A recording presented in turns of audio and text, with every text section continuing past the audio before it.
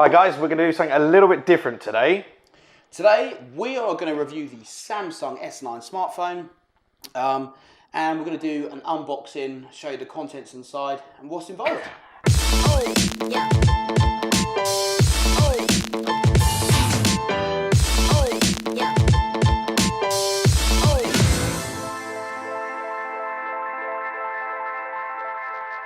Welcome to our 3DS outside of the gym segment. Outside the box. Outside the box 3DS. I'm John Berry and this is Ross Potter. And basically we're here to do a little bit different. We've been sent in loads of Q&As since we've been filming. So what we're going to do today is go over sort of like 5 or 6 that we've picked and give you the quickest and most efficient answers to what you guys have sent us in. And then we'll cover a little bit about how to plan and how to prepare your training for the next few weeks. Yeah, so we'll kick it off. So the first question we have picked from the top 6. Like John said, we've had so many questions come in. We're going to just keep it really concise, really short.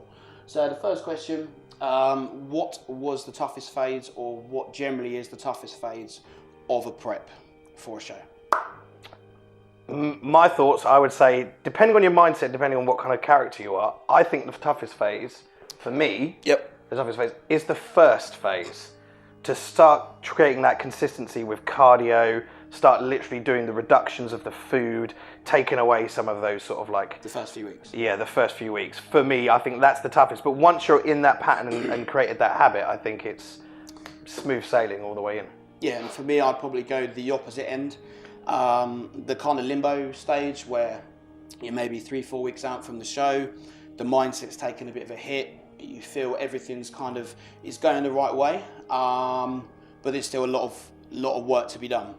The calories may drop, the cardio may increase. You're in a limbo phase where you're not full, you're not pumped, you're lean, but you're in a limbo phase where you're looking at yourself and you can't seem to kind of look at yourself as like a godlike figure. That only comes together on the day. So yeah, short and sweet, I would probably say the end of the prep. I think that ties into nicely one of our questions, which is question number 5 we've got on our list, is when should the prep start? And that kind of ties in nicely what Ross is saying is, depending on obviously the restrictions that go down, especially in those last few weeks, depending on how long you've been dieting for, it depends on how hard it's going to be. So depending on the sort of time of prep, you do something like a 6-week prep, you better be in already good shape to start. And we know a few people that have mentioned recently they want to do very short preps and they need to be in the right starting point. But personally, as a coach, I would always say to my athletes, we want to do the longest prep possible. So something like 16 weeks, depending though, like Ross would probably tell you, is that prep might start 10 months before. Yeah, my my prep started, I met with John 2016, May 2016, and I didn't compete until July 2017, so it's well over 365 days.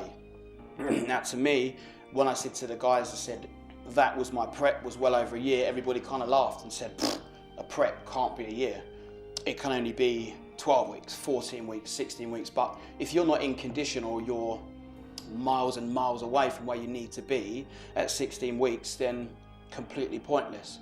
You're putting yourself under so much pressure, so much stress, for kind of nothing.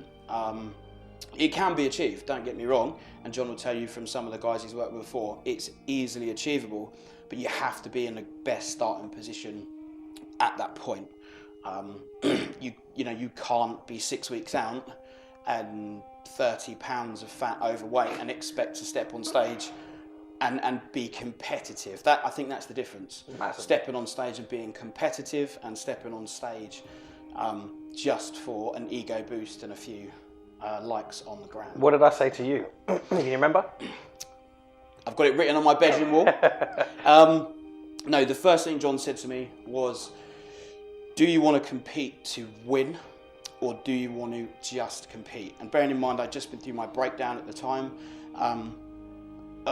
anybody I think in my position would have said, compete to win. That's it. And that's exactly what we did.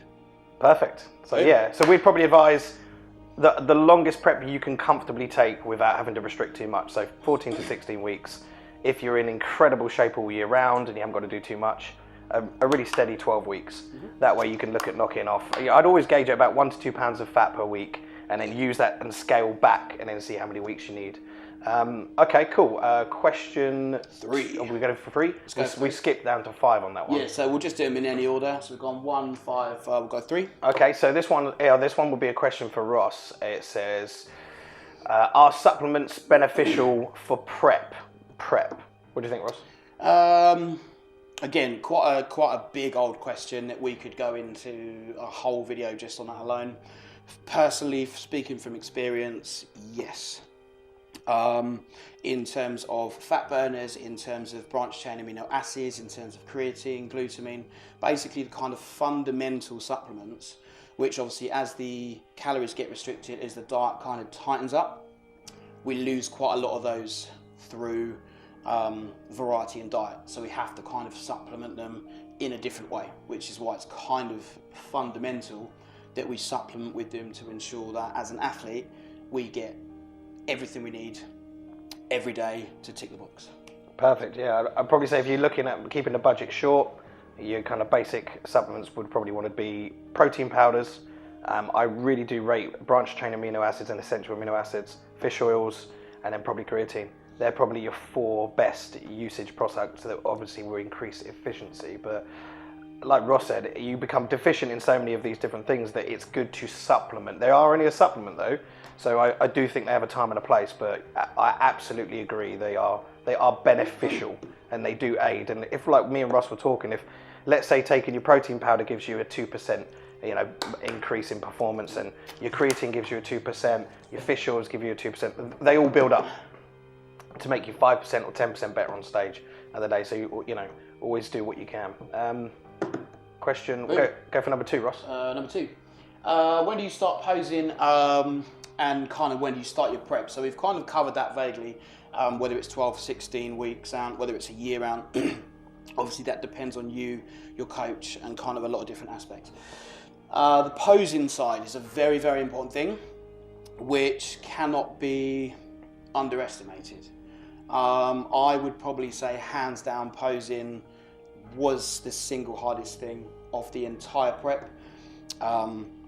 Probably for me harder than the diet, harder than the training, to go from a complete rookie, never done anything before, to trying to contract every single muscle in the body, trying to hit every pose, trying to breathe, and most importantly trying to smile and make yourself look presentable.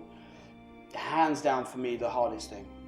Absolutely, yeah. Hardest thing. So I'd probably say start posing the minute you decide to start doing a competition. So posing between your sets, pose at home, pose in the mirror, pose once you get out of the bath, once you get out of the shower, and then start probably, start thinking about what you want to do for your routine. Watch posing videos, watch some stuff that people you like. Start getting a posing coach 6 to 8 weeks out. But I would just practice. You can never do enough. I think it also depends on cost, because some posing coaches are at the higher end of the scale, but then what you can take from those sessions is absolutely, it's like gold. Priceless, isn't it? One session might be enough to... Yeah, and I've heard a lot of people just say, well, I've learned from YouTube, which is perfect, which is fine, I'm not knocking that, but there's no better experience and nothing more valued than stepping in front of someone who is solely looking at you and can critique you right there in the flesh. And that's what John did for me.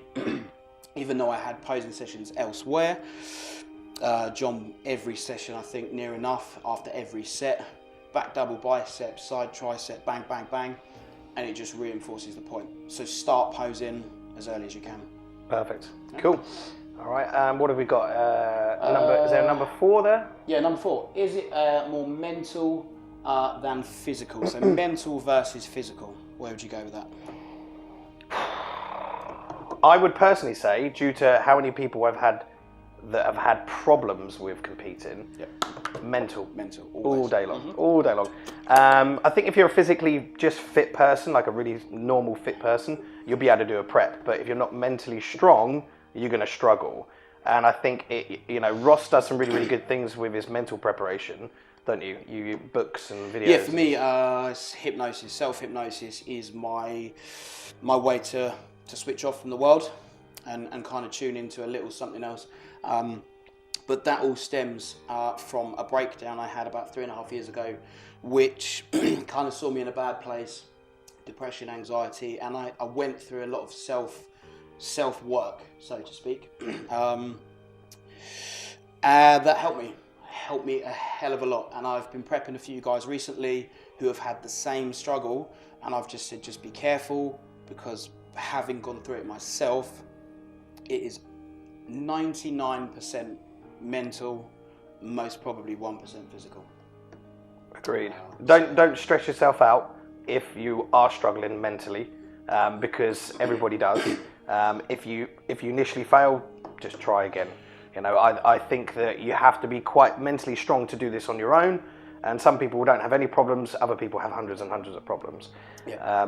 But yeah, I would definitely say, you know, make sure you're in a good place, you know, in your life and in your work and in your kind of relationship before you decide to take on a 16-week prep for a day where you need to be one day on stage in front of everybody, where all those weeks, all those hours of cardio, all those hours of training lead up to it. You better be mentally strong, mentally prepared. Yeah, I think again we could speak hours and hours and hours. Hours, and this is one of the biggest things for me, especially the mental aspect. I could probably go on for hours and hours and hours, but if there's anything you guys want to discuss or chat over, pop a comment below, or get in touch with one of us direct, and then we can go through any issues you might have, and go from there. But it's worth saying that if you are in a bit of a sticky situation, take a step back for a little while, clear some headspace before you go again, because trying to push through, trust me, you won't make it. Okay. You won't make it. So. Right, well, let's wrap this up with one of the last questions then. Make it nice. Question number 6. Number 6, right, okay. This question's quite a hard one to answer, because there's so many factors, but somebody's written in and asked us, how do you prepare a carb load?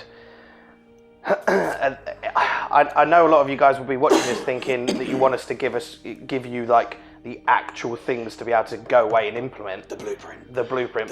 But there isn't really a blueprint. I mean, I had a guy question me on Instagram yesterday regarding should he carb load. He's tried it a few times. He's tried a cheat meal. And all I could honestly tell him, because it shows a week out, is... Loads of Weetabix. 3 boxes of Weetabix, breakfast, lunch, dinner. Is literally, if you've tried it and you know it works, stick to it. Don't do anything fancy, anything crazy.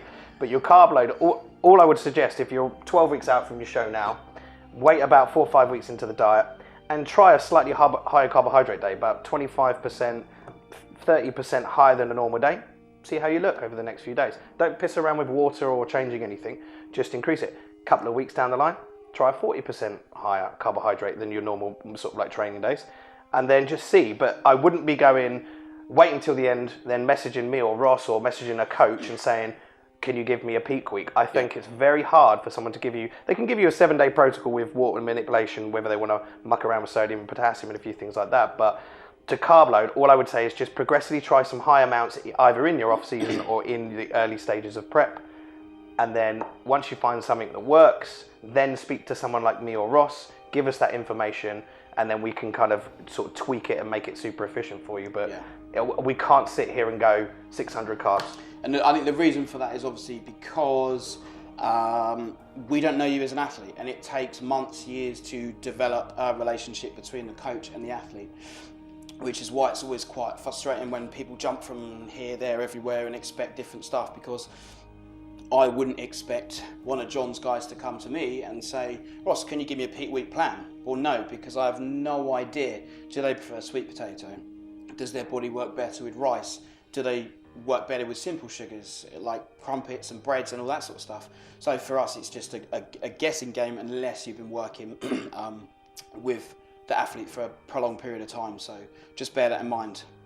Good. Well, hopefully we've answered like the 6 most popular questions, and that gives you a little bit of information. If you do want much more detailed responses, like Ross said, hit us up or come to the website or stay tuned into the YouTube channel, and we'll put more and more content out at you. I know this is a little bit of a different episode today, maybe a little bit more low-key, not as crazy, not as fun, but it's us just trying to give back to you guys what you've been asking us. Yeah, I think a big thing, give us a follow on Instagram. So I'm Ross Potter PT. And you are? I think. He doesn't know. I John am. Berry Coach That's is it. the one. Just make sure you hit follow on Instagram because we're going to be going live over the next few weeks on Instagram and Facebook.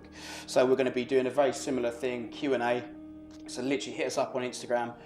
Stay tuned and we'll go from there, guys. So Awesome. Thanks very much. perfect.